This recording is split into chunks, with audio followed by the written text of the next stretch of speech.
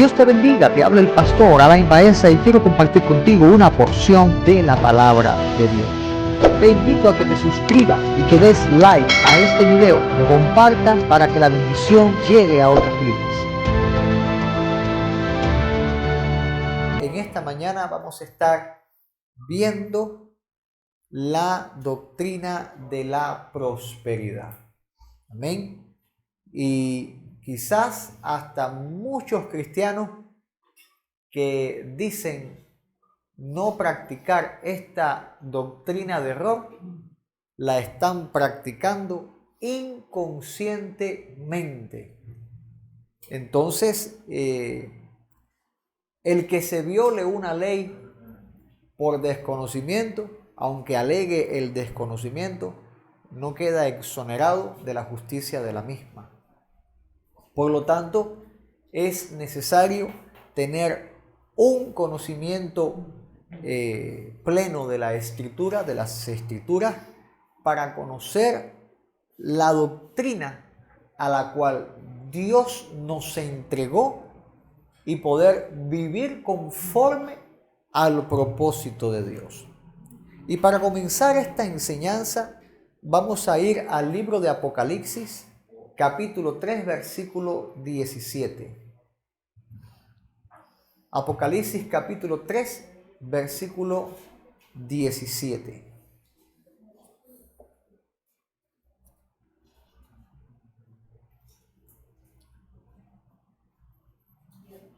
Y vamos a leer la palabra en el nombre del Padre, del Hijo y del Espíritu Santo.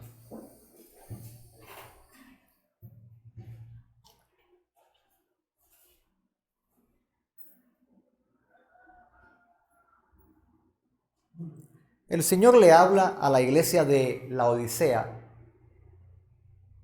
y en el versículo 17 dice: porque tú dices, yo soy rico y me he enriquecido y de ninguna cosa tengo necesidad. Mira lo que estaba diciendo la iglesia de Laodicea: yo soy rico y me he enriquecido y de ninguna cosa tengo necesidad.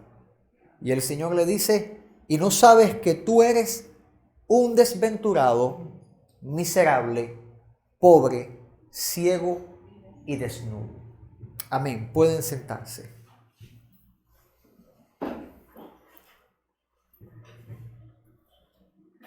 Una de las características principales y característica no buena sino mala de la iglesia de Laodicea es que era una iglesia tibia. El Señor le dice: por cuanto no eres frío ni eres caliente, sino tibio, te vomitaré de mi boca. Y en esa tibieza, en esa condición espiritual que hablamos en unas clases pasadas acerca de la tibieza y el peligro de la tibieza, cuando hablamos de los nicolaitas, ¿se acuerdan de esta enseñanza? Yo siempre los envío a hacer referencia a las clases pasadas.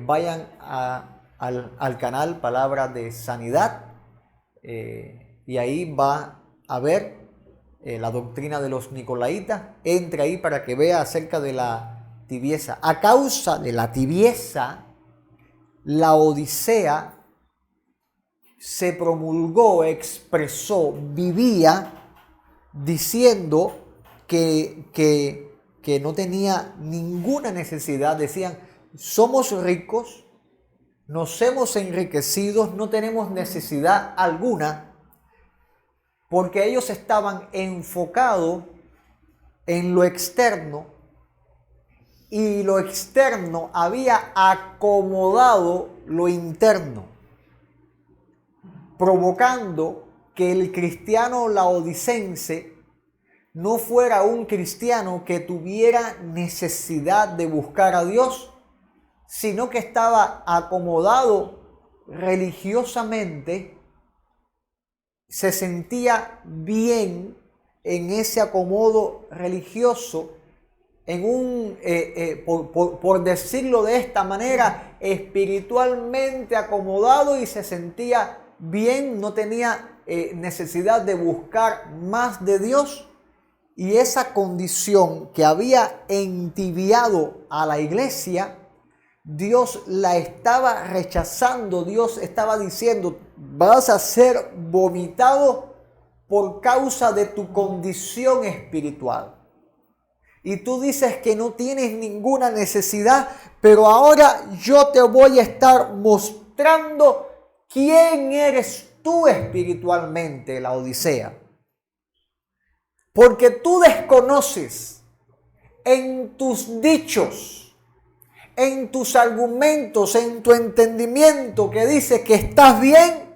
Dios le dice: yo te veo y te veo que estás mal. Y es interesante y poderoso entender este versículo 17, ya que el cristiano corre el riesgo de ver que aparentemente todo esté bien y ese bienestar circundante te acomode espiritualmente y vaya menguando el fuego de la búsqueda de Dios. La Odisea ya no era una iglesia que buscaba a Dios apasionadamente, sino que su vida espiritual de oración estaba menguando. Y entonces lanzaría la pregunta a la congregación: ¿cómo está tu vida de oración? La Odisea iba menguando en todas las acciones de búsqueda del rostro de Dios. Y yo pregunto a la congregación: ¿cómo estás en todas tus acciones de búsqueda del rostro de Dios? ¿Sabe igual la búsqueda de Dios a tu alma? ¿O ha menguado esa pasión para buscar el rostro de Dios? El Señor le habla, le es claro a la Odisea, le muestra su condición, y no porque Dios sea malo, sino porque quieren que se vuelvan a Él para que se encienda la Odisea. Dios, cuando muestra una condición, es para que tú te des cuenta de lo que estás metido y te vuelvas al Señor. Cuando Pedro se hundía en las aguas, le dijo: sálvame, me estoy ahogando, sálvame, me estoy enfriando, sálvame, porque en mí hay una condición espiritual que me está entibiando. La fe caliente me hizo clamar a ti y salir caminando sobre las aguas, pero la costumbre del día a día ha hecho que me vaya hundiendo y mi fe menguando. Sálvame, que perezco, le dijo Pedro. Y el Señor le tomó por la mano, le levantó para que caminase junto a él sobre las aguas. La Odisea era la iglesia que necesitaba gritar al Señor: sálvame que perezco, porque el Señor quería levantarla y sacarla de esta condición para que caminase con el Señor hasta que viniera por esta iglesia. Por eso el Señor le dijo: yo te aconsejo que compres de mí el oro refinado en fuego. Yo te aconsejo que lo que tengas que buscar, la riqueza que tienes que buscar, no es la riqueza que te da el mundo, sino el poder espiritual, la riqueza espiritual que solamente el Señor Todopoderoso puede darte. Bendito sea el Señor. Pero cuando nos enfocamos en la advertencia de la palabra de Dios, podemos ver que el apóstol Pedro escribe a las iglesias y les dice este texto que hemos leído y hemos estudiado tantas veces en esta serie de clases.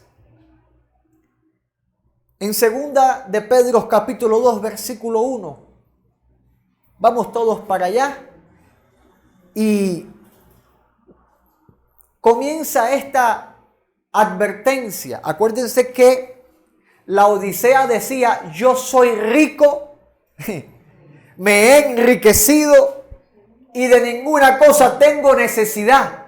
Y si Dios expone, muestra una iglesia diciendo esto, tenemos que ver y entender entonces qué doctrina en el período antes de la gran tribulación, en este tiempo de dolores, qué doctrina provoca que una iglesia diga: yo soy rico, me he enriquecido y no tengo necesidad. Y en este dicho de la boca, quizás tengan externamente el dinero, pero ¿qué doctrina hace que un cristiano diga esto y espiritualmente provoque que sea un miserable delante de Dios? Y al tiempo que estamos viviendo en el día de hoy, obviamente, la doctrina de la prosperidad es una doctrina que genera cristianos de esta índole, laodicenses, por decirlo de una manera para entenderlo. Y el apóstol Pedro escribió: pero hubo también profetas entre el pueblo, refiriéndose al tiempo de la ley, cómo se levantaban los falsos profetas.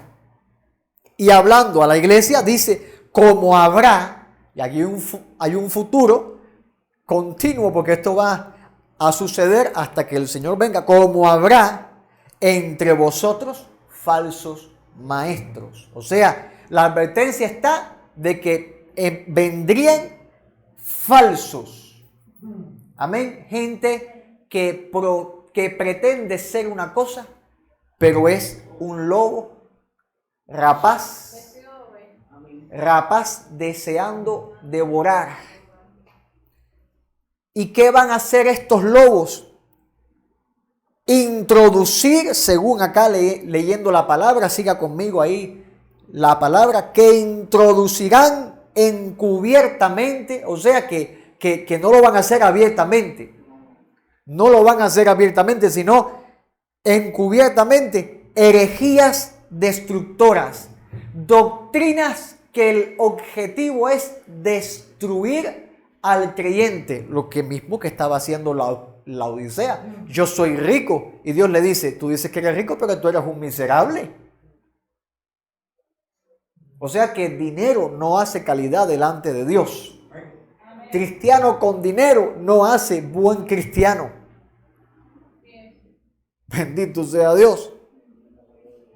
Y estas herejías destructoras que los falsos van a hacer, dice que aún negarán al Señor que los rescató.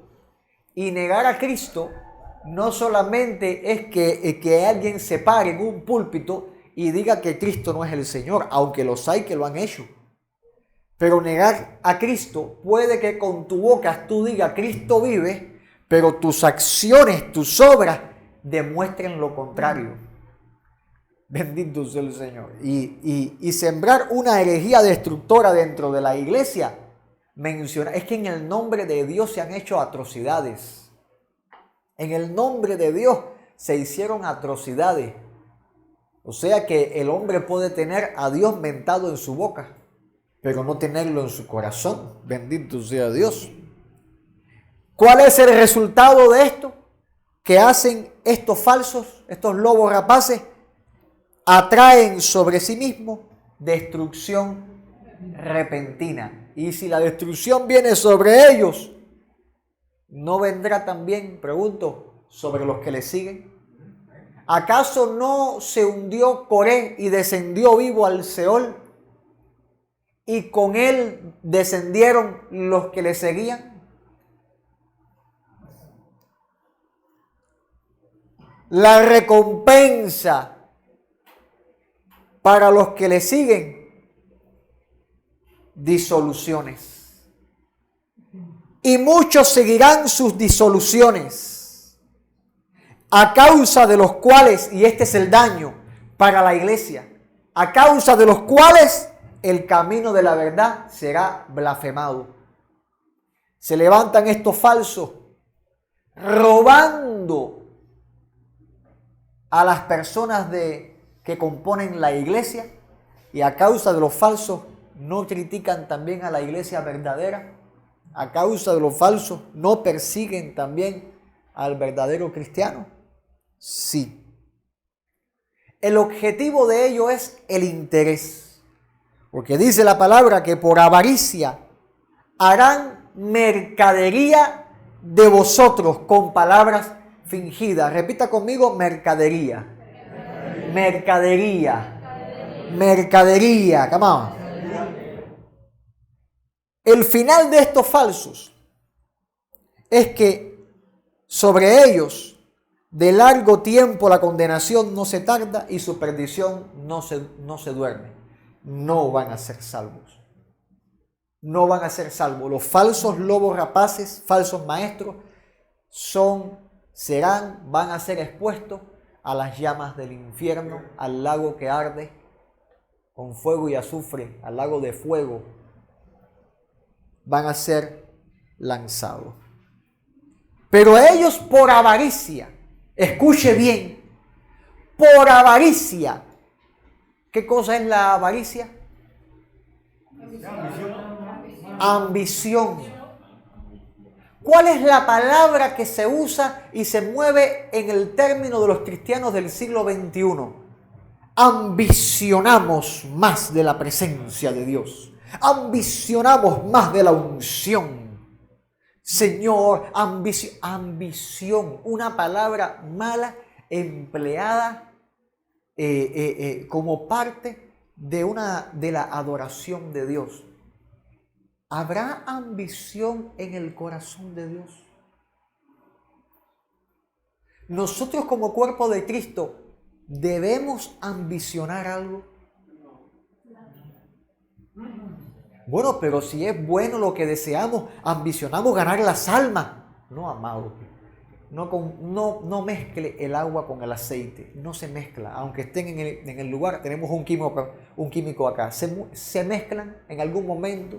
¿Habrá algo que mezcle el agua con el aceite? No puede. No. Químicamente no se puede. Bueno, yo no soy químico. Quizás hay alguna forma, ¿ves? No la hay. Imposible. Perfecto.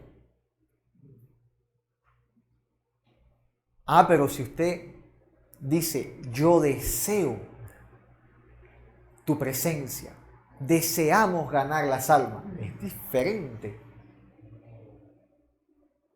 Pero ambición, ese derivado de la avaricia, y va a ser el móvil de los falsos, hacer mercadería contigo. ¿Qué cosa es mercadería? Porque dice que por avaricia van a hacer mercadería con palabras fingidas.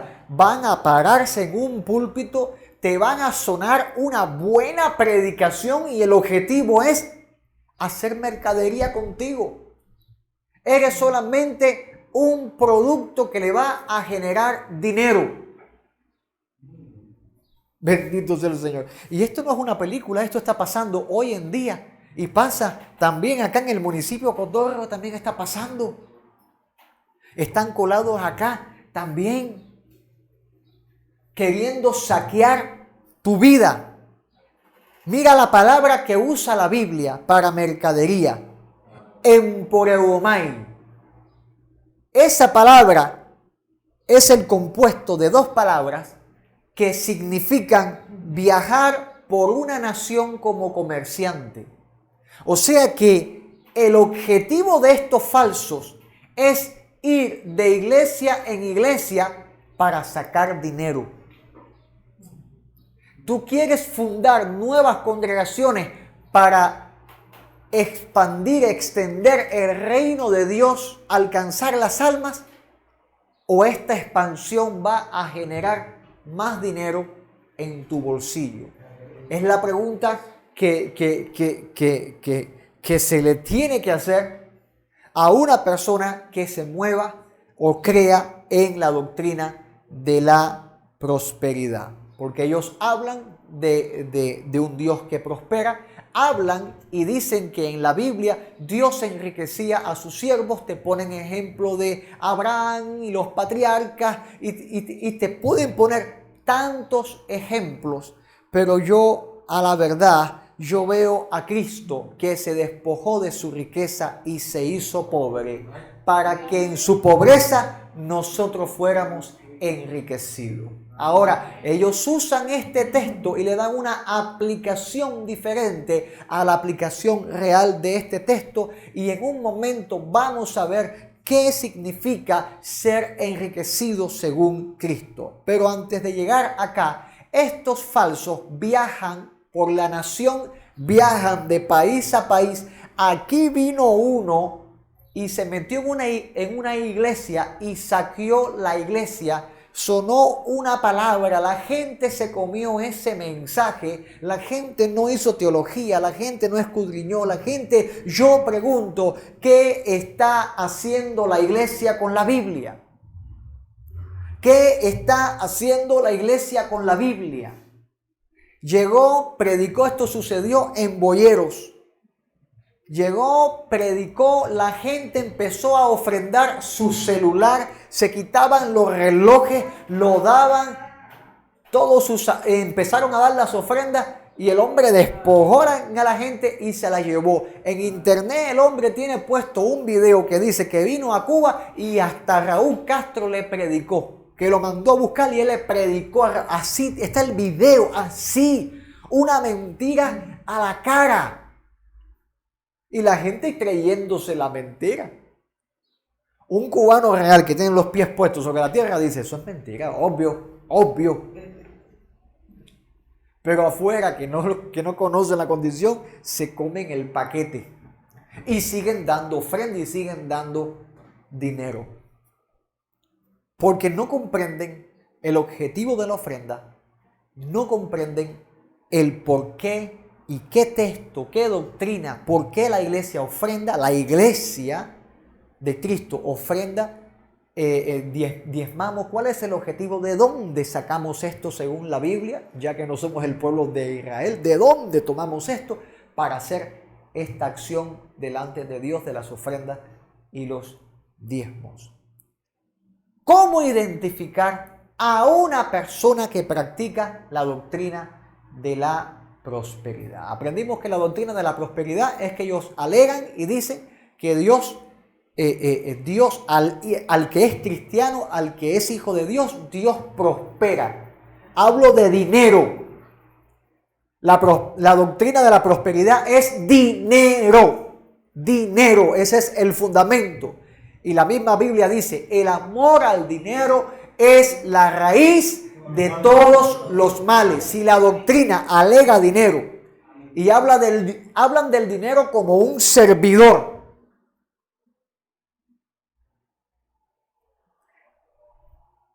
incluso hay personas que le han dado personalidad al dinero en su predicación.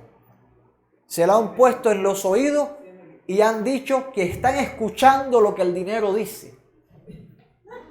Quizás haciendo alguna alegoría, quizás, no sé cuál era el móvil para que esa persona se pusiera el dinero en el oído y le dijera a la congregación, está diciendo esto. Pero literalmente, la doctrina de la prosperidad, si la diluimos en una oración pequeña, la doctrina diría, si eres pobre, no eres salvo. ¿Ya? Y eso es un error bíblicamente hablando. Porque si eso fuera cierto, nadie aquí fuera salvo.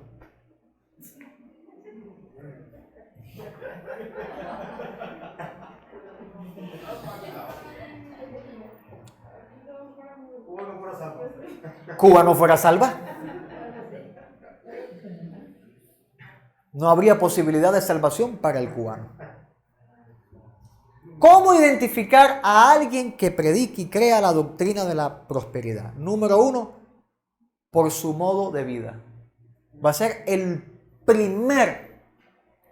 la primera forma de identificar a esta persona. ¿Por qué? Porque les gusta mostrar su opulencia. Muestran que tienen afuera, vamos para afuera, porque los que están acá en Cuba y creen la prosperidad, los veo pasando trabajo. Vamos para afuera, muestran sus aviones, muestran sus grandes templos. En los templos llenos de gente, tienen que mostrarlo lleno de gente. Yo me he topado y he hablado con personas que están en esos grandes templos y muchos de ellos a veces yo digo, ¿estarán convertidos?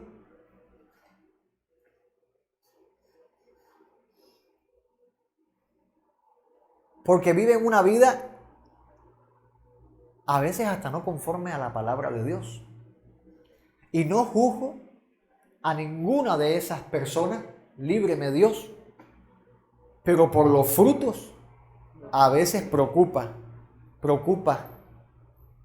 porque lo que están buscando es dar propaganda a la figura a la que ellos están siguiendo. Y tenemos que estar conscientes que aquí no seguimos hombres, aquí seguimos a Cristo. Y si mañana Dios me dice, Alain, vete para allá y haz el ministerio para allá, y aquí pone otro pastor, usted sigue viniendo acá porque usted sigue a Cristo, usted no sigue a Alain. Por favor, no me siga a mí, no necesito que me siga a mí. Yo necesito que todos juntos, en perfecta unidad, sigamos al Señor Jesucristo. Amén. Bendito sea el Señor. Pero ellos muestran su opulencia, porque esta identificación lo provoca la doctrina. Porque si tú no muestras que estás bien económicamente, entonces no eres bendecido por Dios y la doctrina está fallando. Amén. ¿Qué cosa es esto sino de usar la codicia de las personas para hacerlos caer en este pecado? Para hacerlos tropezar en esta doctrina. Porque lo que se usa es la codicia. Un predicador dijo que alguien pobre no podía ministrarle a otra persona porque ¿qué le iba a ministrar? Su pobreza. Tenía que ministrarle él que tenía dólares. Así.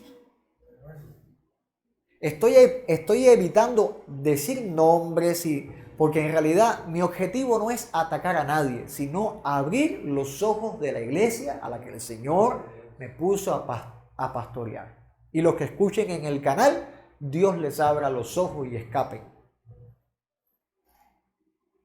Pero ¿qué cosa es pararte tú y decir que yo que tengo dinero y que me visto bien y que huelo bien, puedo ministrarte aquí a ti y tú vas a recibir? Pero mi hermano Tomás, que no tiene esa opulencia, que no tiene esa capacidad económica, no puede ministrarte porque ¿qué vas a recibir tú? ¿La pobreza de él? Eso es una falta de respeto. No solamente al siervo, sino a la misma Biblia, a Dios mismo. ¿No fue Jesús quien mandó a bautizar a sus discípulos? ¿Y qué eran sus discípulos? Hasta pescador, gente pobre, gente de clase baja. Pero como apelan a la codicia de las personas, la gente quiere. Y la avaricia se muestra porque la avaricia se pega. La avaricia se pega. La avaricia se pega porque si tienes una casa pequeñita y llegas y ves la casa grande, tú dices, ay, yo quiero. Imagínate que ahora venga y te diga, bueno, y si quieres una casa grande, tienes que creer en esta doctrina. Y por avaricia la gente empieza a creer. Por avaricia la gente empieza a buscar. Amado, el dinero es peligroso. El dinero es peligroso. Ni vínculo familiar hay con el dinero. Por eso Dios nos manda a ser administradores fieles Y en parte también por eso ofrendamos y diezmamos. Para estar rendidos en el Señor con respecto a este asunto. Pero esta enseñanza, el que predica la doctrina de la prosperidad, hace énfasis en la prosperidad material, más que en la prosperidad espiritual. De hecho, dice que la prosperidad espiritual es el resultado a veces de la prosperidad material. Hacen uso incluso de la confesión positiva. Y vamos a dedicar toda una enseñanza a ver lo que es la confesión positiva en lo que es esta serie de clases de doctrinas de error pretribulacionales. Ellos hacen uso de la confesión positiva, apelando, usando la tibieza espiritual de las personas dentro de la iglesia y sembrándole este temor. Cuidado, porque lo que tú dices con tu boca se hace. Cuidado con lo que tú dices con tu boca, porque es una maldición. Y cristianos viven con miedo. Viven con miedo. Han metido espiritismo. Han vinculado espiritismo con una enseñanza bíblica. Porque si confesares con tu boca que Jesús es el Señor, serás salvo. Pero si yo confieso con mi boca, yo confieso con mi boca que Tomás se va a convertir ahora en un dinosaurio. No pasó. Porque no pasa, no va a pasar. No va a pasar. Abramos los ojos. Se mezcló brujería, se mezcló esoterismo, se ha mezclado tantas hechicerías con la doctrina para engañar al pueblo de Dios. Pero pastor, y si usted confiesa, mire, yo cuando me fui a operar, dígole a una señora que estaba visitando la iglesia, dígole, yo me voy a operar y si Dios quiere, regresaré, porque una operación, una complicación puede suceder. Y si parto con el Señor. Yo estaba tranquilo, con paz, esa es mi convicción. Y me dijo, no digas eso, porque lo que tú confiesas con tu boca. Le dije, Señora, lo que yo estoy confesando que yo me voy con Cristo, que no tengo miedo, que si parto me voy con el Señor. Porque entiendo lo que dice la palabra, lo cree cada fibra de mi ser. Y esta fe no es algo que yo pueda producir, sino que Dios la puso en mí. ¿Cómo yo voy a tener miedo? Que si digo esto, que si entonces... Amado, el temor pone lazo. El temor pone lazo. Y Dios puso en nuestra boca el poder para bendecir y para maldecir, pero también dice la palabra que los hijos de Dios no maldicen. Punto. Cristiano que lanza maldiciones, revísese. Porque los hijos de Dios no maldicen y el Señor dice, el que te maldiga, bendícelo. Entonces, pues, ¿cuál es el miedo? ¿Cuál es el miedo? No, que si a tus hijos tú le dices, tú no vas a servir para nada. Eso, mira, hasta en el mundo psicológicamente eso afecta. Pero basta una palabra de Dios para romper todas las palabras de los hombres. A mí también me decían, tú no vas a servir para nada, y bastó que Dios dijera una palabra a mi vida y transformó mi vida.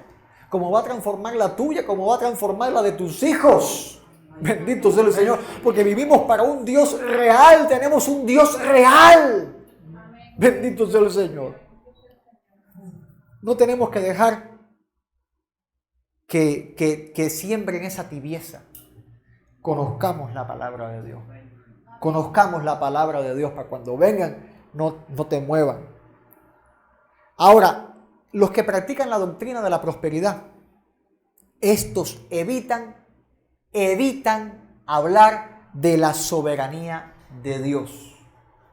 Porque ya el simple hecho, que no sé si la palabra simple sea correcta, la verdad de que Dios es un Dios soberano destruye por completo la enseñanza de esta doctrina. Porque un Dios soberano sabe por qué a él lo dejó pobre y por qué a él lo enriqueció.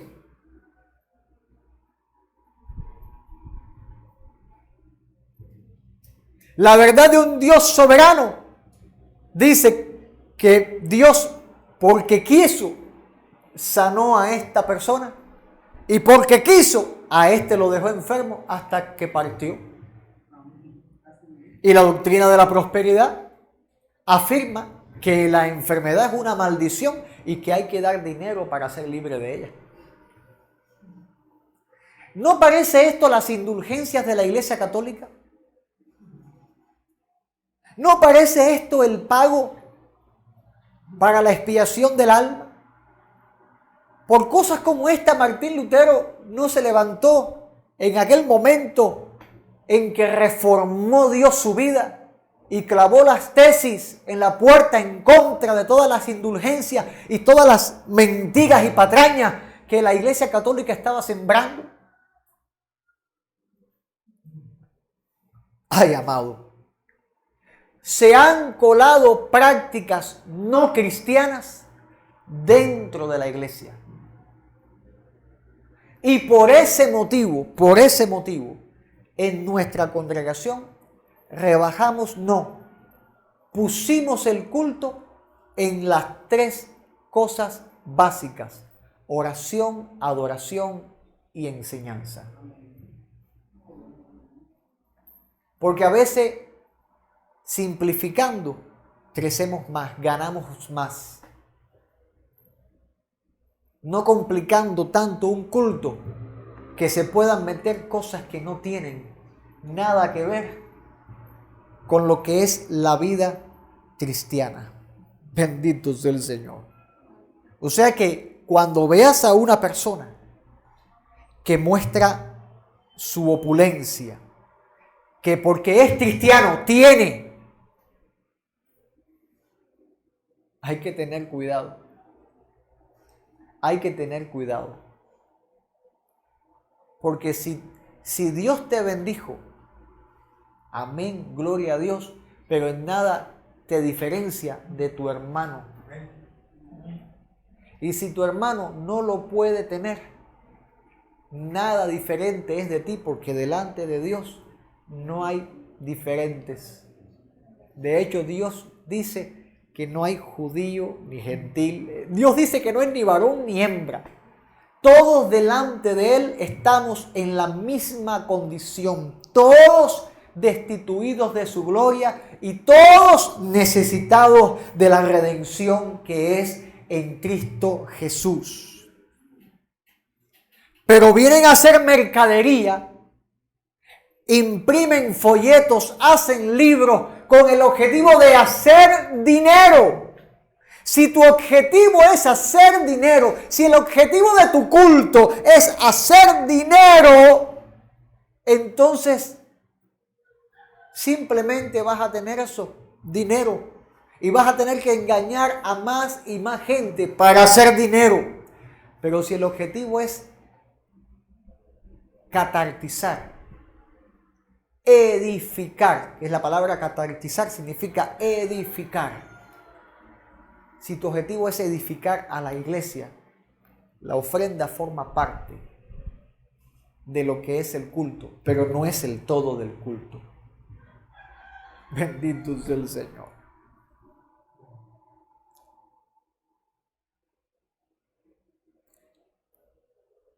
¿Qué practicamos nosotros como iglesia?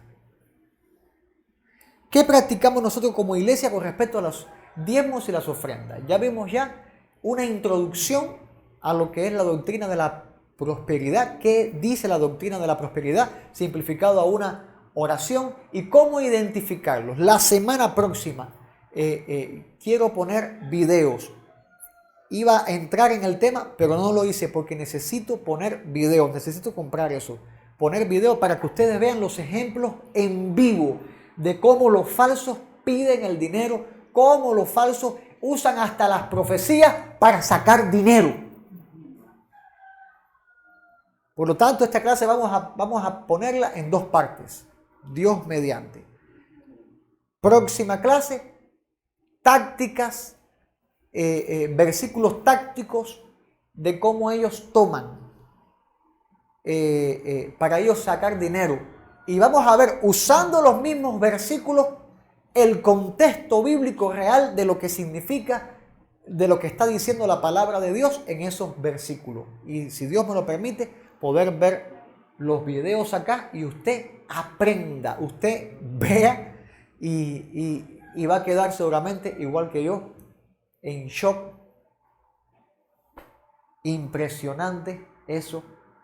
Cómo es que se paró uno delante de una congregación y dijo: digan conmigo, dinero, ven, dinero, ven.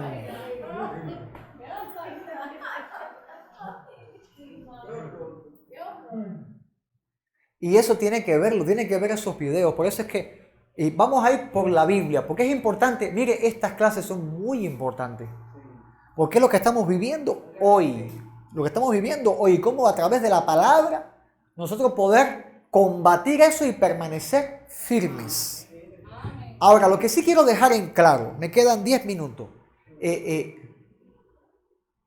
practicamos como iglesia con respecto a los diezmos y ofrendas? Y vamos a ir a la Biblia, porque no podemos tomar un texto fuera de contexto, porque si decimos que ofrendamos según la ley, amado, no es una ofrenda.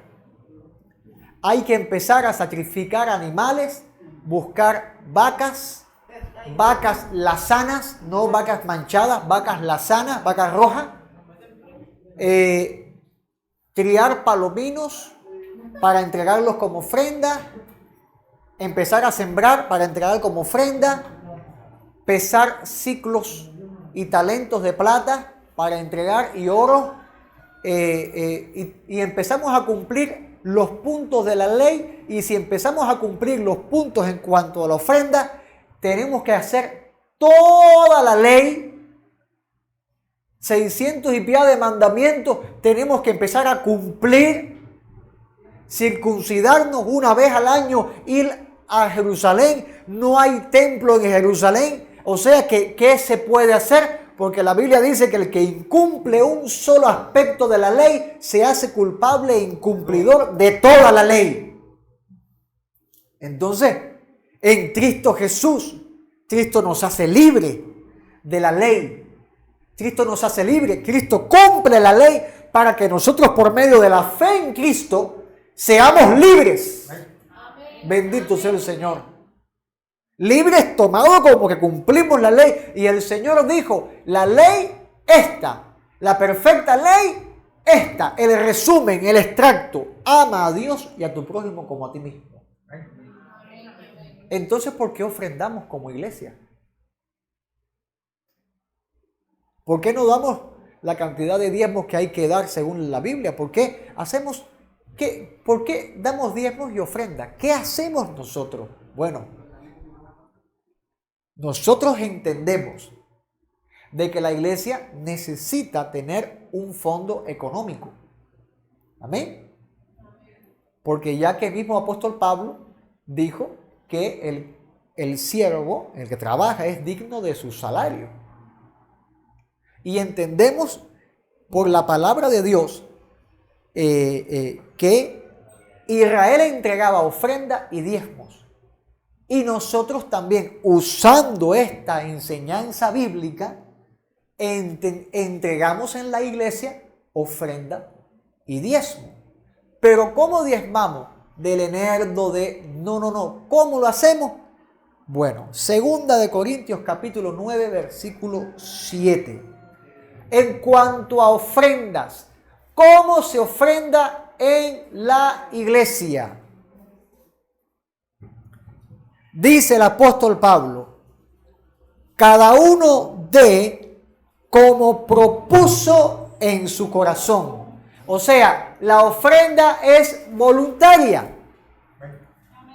Y es lo que tú propongas dar. Si tú propones 100 pesos, ofrenda 100 pesos, 1000 pesos, 1000 pesos, un centavo, un centavo. Es lo que tú propongas en tu corazón. Mira, esta viuda entregó las únicas 2 monedas que le quedaban. Y el Señor aprobó eso. El Señor reconoció eso. Los demás no estaban entregando ofrendas, sí estaban entregando. Pero esta señora cumplió. Y es lo que Pablo alega acá. Propuso en su corazón dar todo su sustento. Es lo que propuso ella en su corazón. Pero no lo dio con tristeza.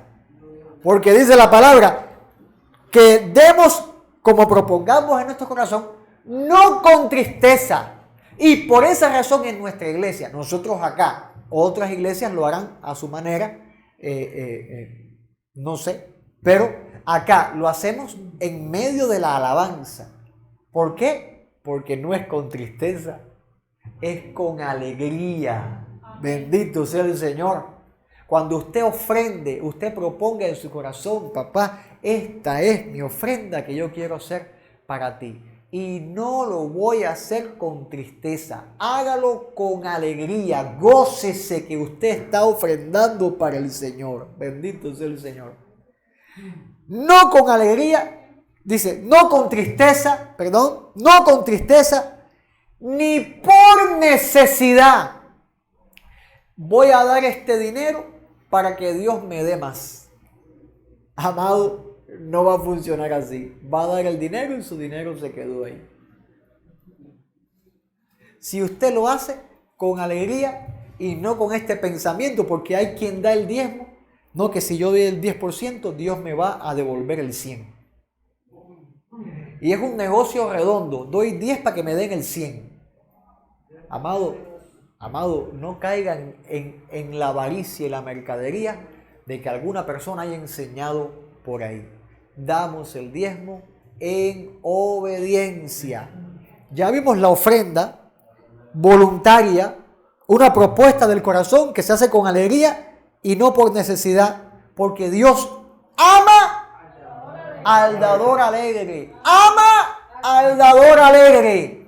Por ahí aquí dice, Dios bendice al dador alegre. Ama al dador alegre. Dios ama que tú des con alegría. No con tristeza, sino que haya gozo en tu corazón. Esto lo hago para el Señor. ¿Y qué va a suceder con ese dinero? Yo con alegría lo hago para el Señor, sabiendo que estoy contribuyendo a la economía de la congregación. Simplemente eso. Simplemente eso. En cuanto a los diezmos, ya que no somos Israel, la iglesia tiene que diezmar. Algunos dicen que no, otros dicen que sí. ¿Qué dice la palabra y qué decimos nosotros? Bueno, nosotros creemos que sí tenemos que diezmar. ¿Por qué? Porque antes de la ley ya se diezmaba al Señor. Abraham diezmó de los bienes que tenía al Señor. Y bueno, dicen, pero Abraham lo hizo una vez a Melquisedec, no lo hacía todo el tiempo. Ok, vamos a otro patriarca. Vamos a Jacob, Génesis capítulo 28, versículo 22. Cuando se manifiesta esa visión gloriosa y Jacob es impactado por la gloria de Dios y pone una piedra por señal y dice que ese lugar era Betel, la casa de Dios. ¿Y qué dijo Jacob al Señor? ¿Cuál fue esa entrega, ese pacto de Jacob con el Señor? Génesis 28, versículo 22. Dícele Jacob al Señor, y de todo lo que me dieres, el diezmo apartaré para ti. Nótese, no estaba entregada la ley. Era un hombre que estaba viviendo por fe. Era la descendencia de un hombre que Dios llamó a sacar su casa, su parentela de la tierra a donde estaban viviendo. Abraham, sal de tu tierra, sal de esos caldeos, salte de ahí y ven a donde yo te voy a llevar. Y su nieto, el hijo de su descendencia, siguió y dijo, de todo lo que tú me dieres, el diezmo yo voy a apartar para ti. Y de esta declaración, de este pacto que Job hizo, nosotros creemos y tomamos y aplicamos de todo lo que el Señor nos diere, el diezmo apartaremos para Él. Bendito sea el Señor. Pero no es obligatorio. Tú puedes hacerlo, no puedes hacerlo. Pero hay bendición para el que lo hace. ¿Por qué? Porque en el libro de Malaquías, en el versículo 10 del capítulo 3, dice el Señor a su pueblo: traed todos los diezmos al alfolí. No lo estaban llevando. Y había maldición en el pueblo, había ataque. ¿Por qué? Porque estaban incumpliendo la ley. Pero nosotros aprendimos por la palabra que cuando probamos al Señor en esto, Dios nos bendice.